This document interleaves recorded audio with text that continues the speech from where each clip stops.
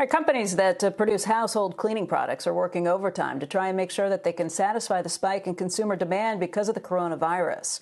Right now, let's welcome our next guest. Laxman Narasimhan is the CEO of Reckitt Benckiser. They're the maker of Lysol and a lot of other household products, soaps and sanitizers. I want to thank you for being with us this morning, Laxman. I know you're a global company, and you've been watching coronavirus kind of play out around the globe. Why don't you tell us what you first saw and when you first started trying to change your operations to meet demand? Good morning, Becky. One of our largest factories for Dettol, which is like a Lysol-type product, is actually in Hubei province, not that far from Wuhan. The team has seen the spike in demand in China. We've worked very closely with the Chinese government. Our front line has been tremendous in terms of stepping up to demand. And, we've essentially, in a lot of ways, done a lot of things in China, both to protect our people, serve consumers, as well as serve our customers. We're now seeing this play out around the world. What we are doing is doing our part in trying to ensure that our people are safe, our consumers and customers are served, and that we do our part as well in helping out. What does that mean when you see this massive demand for all kinds of things, from drugs to sanitizers? How can you actually ramp things up? I've heard from, when we talked to the Target CEO earlier this week, Brian Cornell, he told us that some of the suppliers he'd been working with for things like Purell maybe had been working 1 8-hour shift in the past, but they were trying to ramp up to 3 8-hour shifts so that they were working the factories around the clock. Is that what you're doing? We've been working around the clock in many of our factories since the middle to the end of January, because we saw this thing obviously happen in parts of Asia. It's not easy. We're asking a lot of our front line, so the protection and safety of our front line is incredibly important. And I'm very proud of our team in China and how they stood up and responded to this. In a very similar way, our team in the U.S. is working absolutely flat out to meet the demand. We're also looking at very, non-traditional things, working closely with our customers, simplifying our portfolio, ensuring that we prioritize those things that really matter to consumers, and finding ways to stay in very close contact with our customers. I mean, I've been in touch with 125 of our customers around the world just to ensure they know that we are operating on their behalf, and we'll do everything we can to keep shelves as full as we can. But there's no question the demand in some cases is higher than what we're able to supply.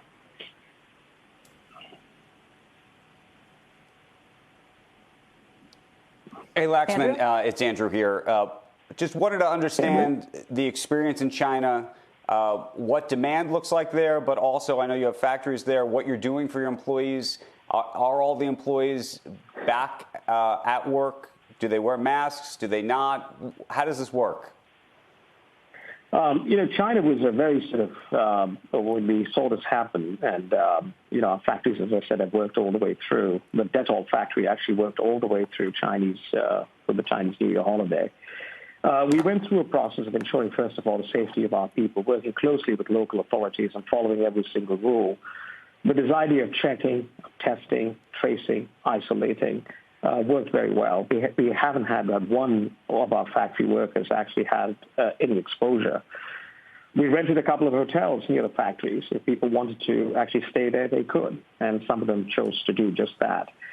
We have scaled some of the learnings we've had from China across all our various factories. If I were to, characterize what we are doing around our people, is just ensuring that physical health is a very big part of this. But we can't forget also mental health. We've moved into a work from home, particularly for our global offices around the world. China has just opened up, and so people are going back to work in China. And people in China are wearing masks. They are maintaining the rules on distance.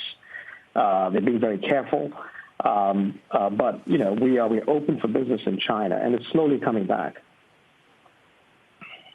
Hey, Laxman, I'm guessing you're doing what all of us are doing, which is just trying to figure out how long this is going to last, how much demand might be created for this, when things might go back to a little bit more of a normal situation. How do you possibly staff up or plan for that or make your plans accordingly?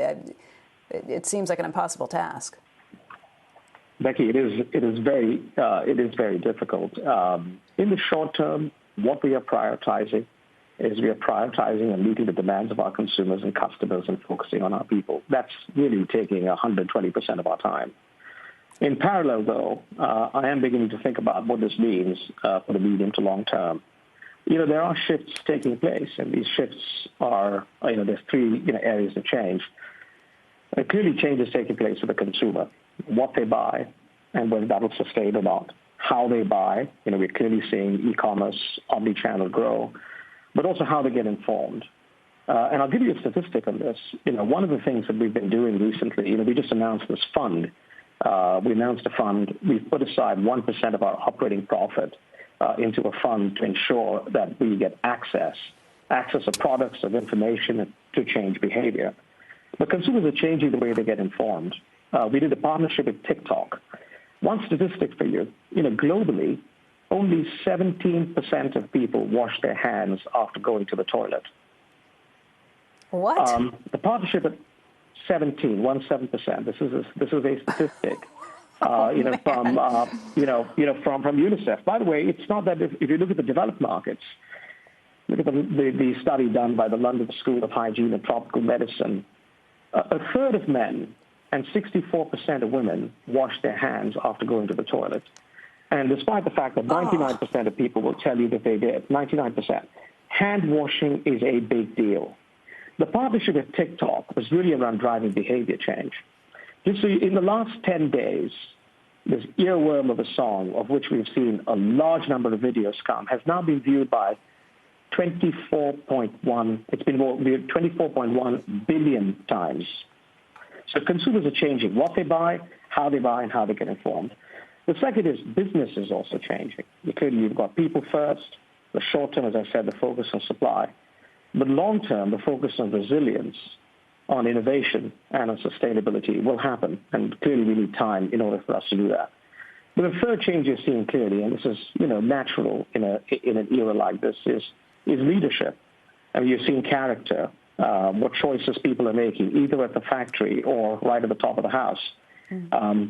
How we interact with the world, and how we ensure that we are partnering with local authorities, with governments all around the world. I mean, it's not an easy job for them at all. And so what we're seeing is these three dimensions of change. And the test for a great company in the future is how we respond to this. Right. Laxman, I want to thank you for your time. We will have you back again to talk more about this because obviously consumer patterns are going to change. I hope those numbers for the people who are washing their hands increase drastically and that as a result you guys sell a lot more soap. Thank you for being with us today, and we'll talk to you again soon.